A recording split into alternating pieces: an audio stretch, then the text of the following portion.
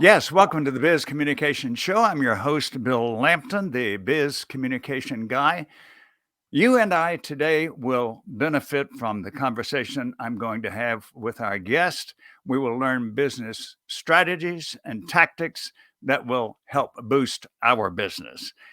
It's my true delight today to welcome Colonel Lee Ellis to the Biz Communication Show.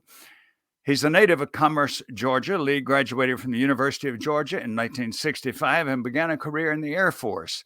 During the Vietnam War, Lee's aircraft was shot down over enemy territory, and he was held as a POW in various prisons in the Hanoi area for over 5 years.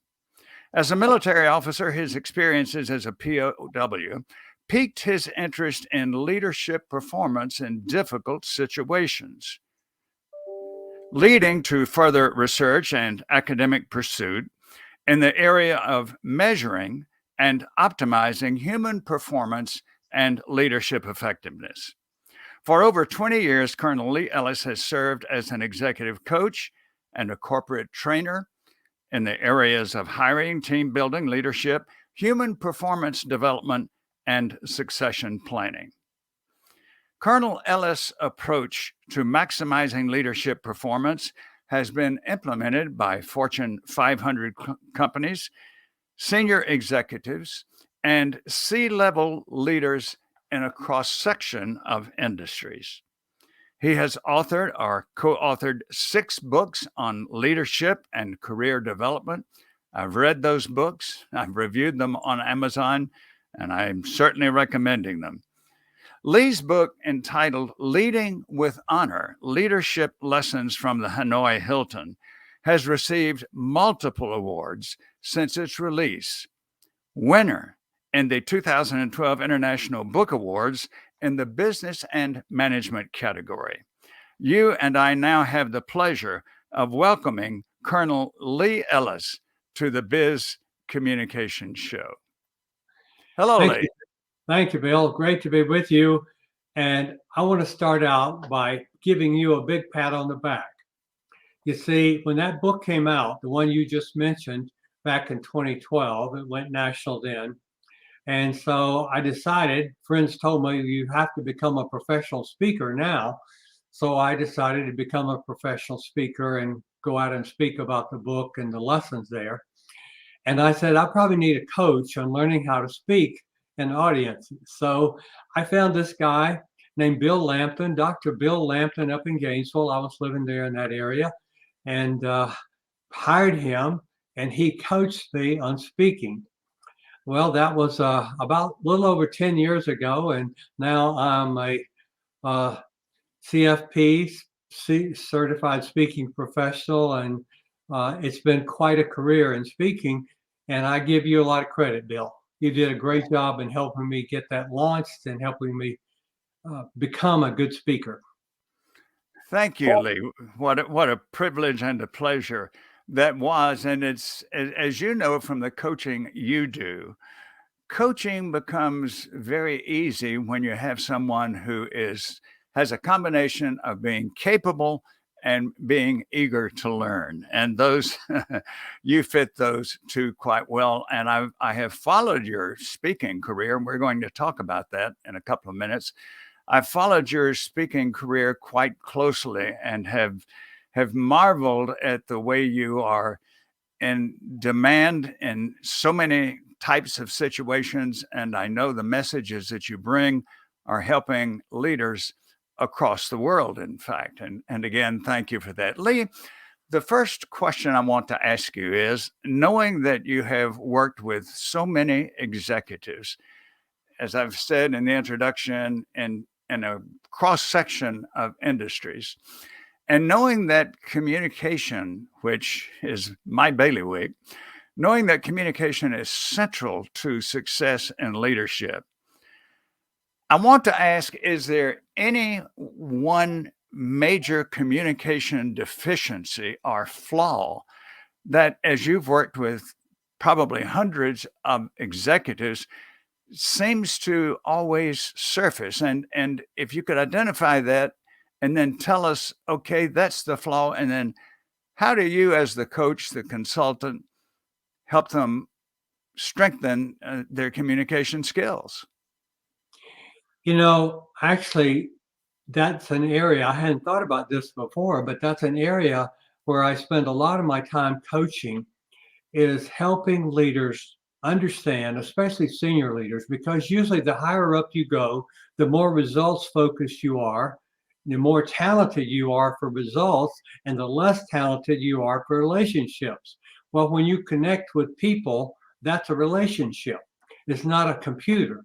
And so helping senior leaders understand the importance of connecting with people in a way that is respectful in terms of helping them know that accepting them so that they believe that you believe in them, that you're not looking down on them. You may be above them, but you're not looking down on them.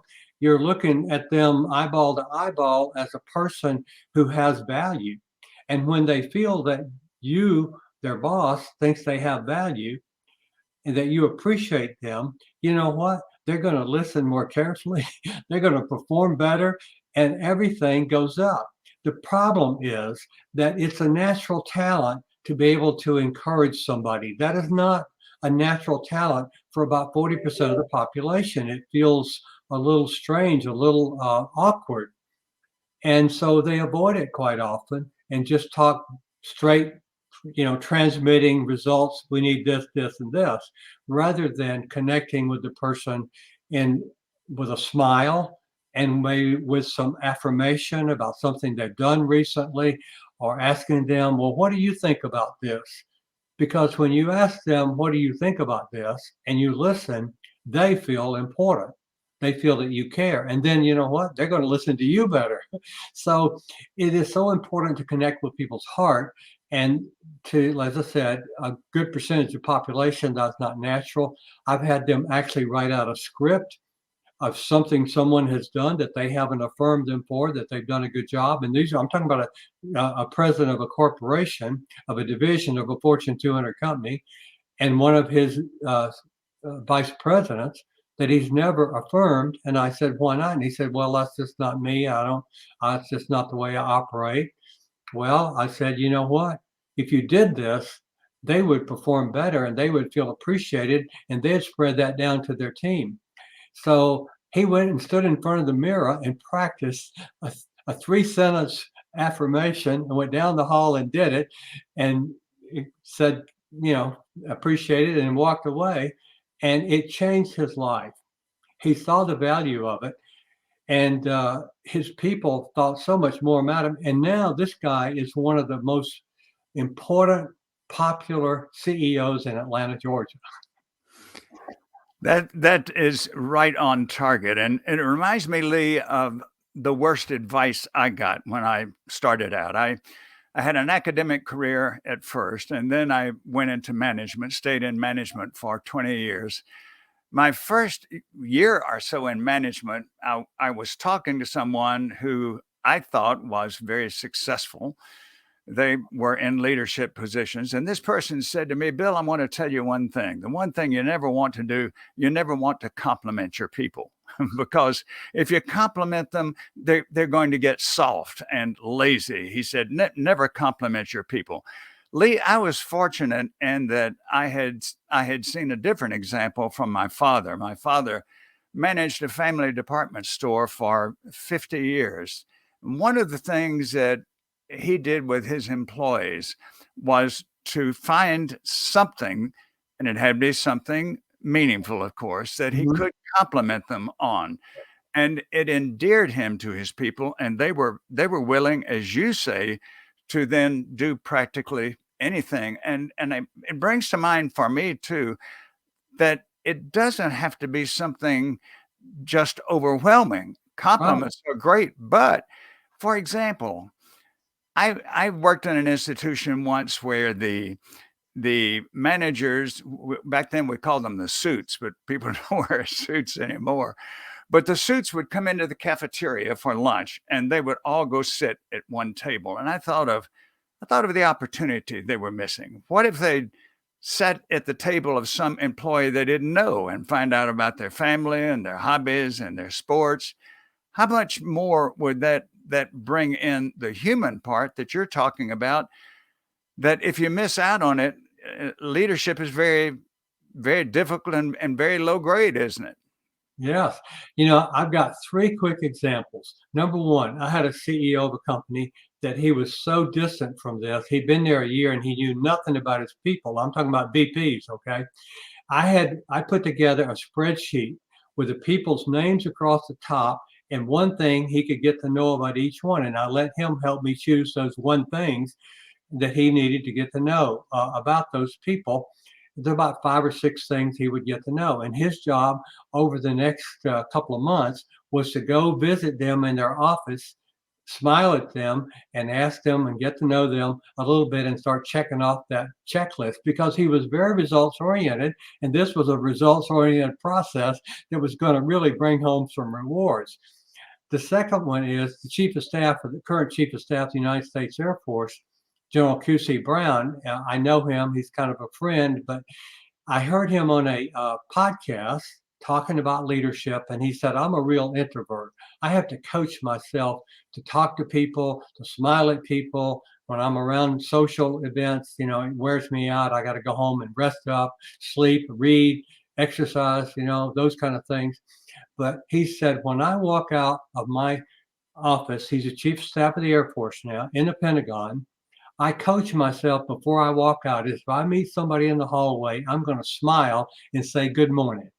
And I thought, this man is so brilliant. He understands that he has to adapt, coach himself to adapt in this situation.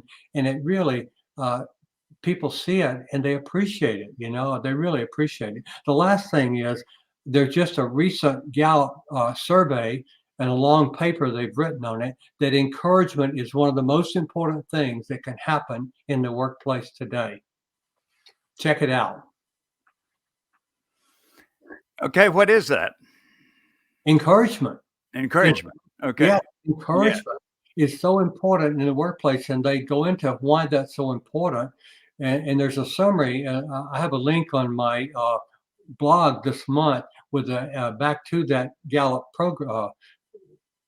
Study, that article, but it summarizes their study and talks about what encouragement is and why it's so important. In a minute, Lee, we're going to come back and I'm going to talk with you about your speaking career. We started our conversation with that. And so hold on and we'll be back in just a minute. Do you wish you felt confident about giving speeches? Do you want to deal with difficult people constructively? And what about becoming more persuasive in sales? Then keep listening now to Dr. Bill Lampton. He spent 20 years in management, so he knows the communication skills you need for success.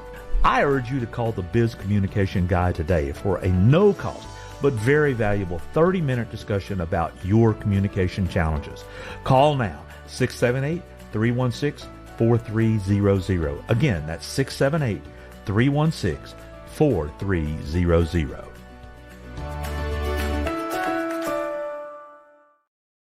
Lee, we started the day talking about your speaking career. One of the things you and I both know is that audiences have changed dramatically over the past 2 to 3 decades. There was a time when an audience would just sit and listen passively, and they would do it for extended periods of time. I don't know how much attention they gave or how much they learned.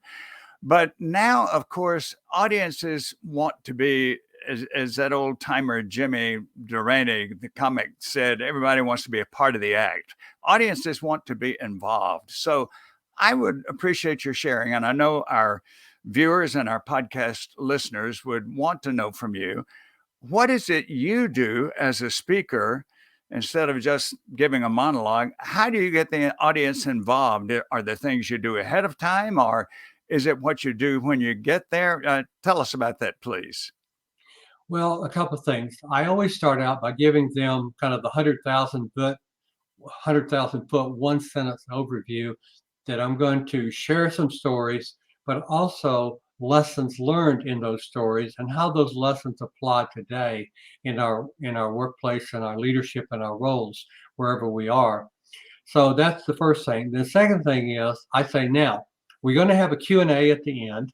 So please be thinking about questions you might ask. But if you have something that I say something that you want to challenge me or you don't understand or you disagree with, and you want to, or you have a question that you think everybody else probably has too and probably needs to be answered right now, just raise your hand, yell out, and we'll stop and go for it.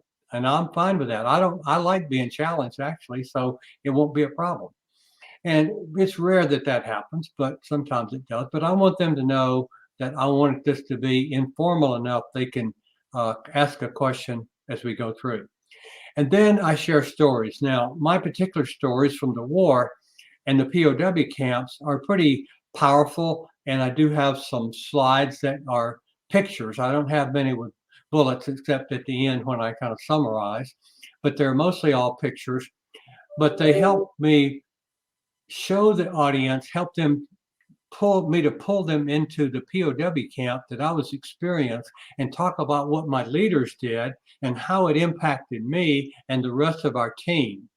And then as we go through, I tell a couple more of those kind of stories, and then I pull it back into the situation today in the workplace. How does that lesson apply? How do these lessons apply in the workplace? And quite often, in certain situations, I will summarize that as we go through. Now, let's talk about today. How is that impacting you today? You know, clarifying the message is so important. So let's talk for a second about that and how you do that. So it depends on the audience, but I really use stories, I think, is the main thing, and then let them know there's going to be a Q&A at the end. And I usually will give the whoever the host is a list of 3 or 4 questions in case they need to seed the audience, because a lot of times in the Q&A, it'll be real quiet because nobody wants to jump up and stand up in front of the group and ask a question. But if you get 1 or 2 to do it, then people kind of come along afterwards. So that's kind of some of the things I do. Well, when somebody gets involved, a member of the audience gets involved, time passes much more quickly for them. Yep. They learn better and they enjoy it.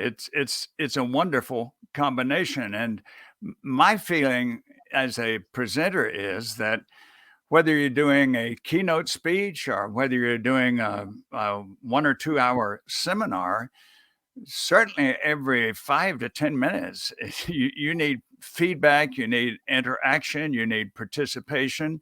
Yep.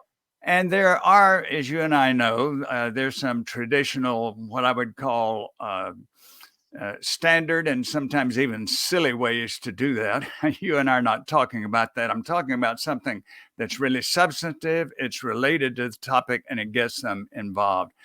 Lee, I wouldn't want to close today's discussion without asking you something that I'm aware of, and that is, we've talked about the 6 books that you have written, and I understand that you have another book in progress. Many people who are with us today on video or on the podcast, I'm sure, want to hear about that. So please tell us about that book. Over the years, the Prisoners of War, we have an association. About almost 400 of us were there in Hanoi area for more than 5 years, from 5 to 8 years. And then the bombing stopped, and then there were no more until December of 71, and then in 72. So we call ourselves the old timers and the short timers. But at these reunions we have, I kept hearing stories, and a lot of these guys I lived with. You know, imagine being locked up in a cell with a bunch of guys for a year or two, 24 hours a day. Well, you get to know them really well, and I hear their stories, and now I'm meeting their wives. And so those romance stories were just so amazing. I said, you know, Hollywood couldn't write a movie script that this was this crazy and amazing. So I think somebody needs to do a book on these stories. So nobody was working on it. And finally, I realized we were getting so old guys are starting to pass, and we needed to get the stories. And so I decided, since I had written some books, that maybe I should do it. And I hired a guy who was a romance love story writer to help me. And he's really we've interviewed the stories with the people. We've pulled some from their books. Some of them have books. We've gone through those stories with them over and over. In some cases, one case, they were both passed away. And so we worked with their son, whom I knew. And we have a fantastic story about this couple because they were both widowed and they married their best friend's husband or wife, and for more than 40 years of marriage after that. So these great stories. So we put them together and we spent time with the couples. We have 20 stories. 19 of them are Air Force and all fighter pilots, because most everybody in the Hanoi prison system was an aircrew person, and most of them were fighter pilots or pilots or crewmen in the fighter planes. And we have one Army guy, Colonel Ben Purcell, and his wife Ann. We have their story. He's from here in Georgia, just north of Gainesville there. So it's all Army, but he was in the North with us, an Army colonel. And we have some incredible stories. He was the only one that escaped twice, the Army colonel was, and his story is just great also. So that's what we did. And the title of the book, I should grab one here, as I have a cover. It's called Captured by Love, Inspiring True Romance Stories from Vietnam POWs. The website is powromance.com. And we just finished the manuscript. The book will be out probably in April, in late May for sure nationally, but maybe April locally. That is going to be a fantastic story, I'm sure. And as you and I talked about the book, one of the overseen factors, we all know the heroism of those who endured the 5 to 8 years of imprisonment. We know their heroism, but their spouses were heroes as well. And that's one of the things I believe you bring out in the book, that Yeah. yes, not only were they never knowing what was going to happen, but they kept the nucleus of the family together. And from what I understand, they even became active on behalf of the POWs. Yes, the spouses back then in the military fighter combat world, all spouses had to be women, because the combat people all had to be men. So these women, this is the late 60s and early 70s, these women were being limited by the Department of Defense and told to keep quiet, couldn't talk about it. The military didn't talk to them much, and they kind of got isolated. Well, they got together at bases, and then they got together nationally and formed the National League of POW Wives and Families. And this was just an amazing group. And what they did, they ended up changing the policy of the US government and changed the policy of the communist government of North Vietnam, because when Ho Chi Minh died in the fall of 1969, the new leadership stopped our torture. And that totally changed who we are today. I often refer to you as the greatest patriot that I know. And that's a term well deserved. Lee, I know that people will want your contact information, so because your story is fascinating, not only your military service, your dedication to your country, your patriotism, but what you've done since then in helping so many leaders apply what you learned under very tough conditions. So please give us your contact information. Yes, it's the website is leadingwithhonor.com, and we have so much free stuff for leadership and teamwork, and an honor code on there. We've worked hard on that honor code and refined it down. So I think at this particular time in our culture, that'd be a great thing. But there's so many free tools on there, and I do a monthly blog with a 5-minute video that's also free. I guess the one thing I would circle back to point out is I was usually the youngest guy in the POW camp for those 5+ years, and the junior ranking guy. And so I am who I am today because of the great leaders and cellmates that I had who they're all pretty much all older than me and senior to me. But the example they set and what I learned from them, just watching them under very difficult circumstances perform courageously with honor, that became who I wanted to be as that kind of person. So I encourage leaders to, you never know who's watching you, but I guarantee you people are watching you, a lot of them. And the example you set is going to have a huge impact on your organization and those individuals. So we try to emphasize that, and you'll see some good stories on the website. That's a great closing thought, Lee. And now that you've given your contact information, I'm happy to give mine, Bill Lampton, the Biz Communication Guy. And since you may be watching this on YouTube, I invite you to subscribe to my YouTube channel. If you go to YouTube and you go to the search bar, you type in my ID, which on YouTube is Bill Lampton, Ph.D., you will find this interview and you will find others of great benefit with people who have excelled in business communication. And also, you'll find some of my own individual instruction. Naturally, I invite you to go to my website. As the Biz Communication Guy, my website is bizcommunicationguy.com. And then after you've done that, of course, I'd love to talk with you. I'd like to hear about your communication challenges and your problems that you would like to have help with. And Ellis and I both know the value of mentors. So please give me a phone call. No obligation for a first call, where you discuss what you'd like to accomplish, and we can see whether I'm a fit for that with you. I want to again thank Colonel Lee Ellis for being a marvelous guest with us today. Thank you for joining us on video or on the podcast. And I look forward to hosting another great guest and having you with us in the next Biz Communication Show.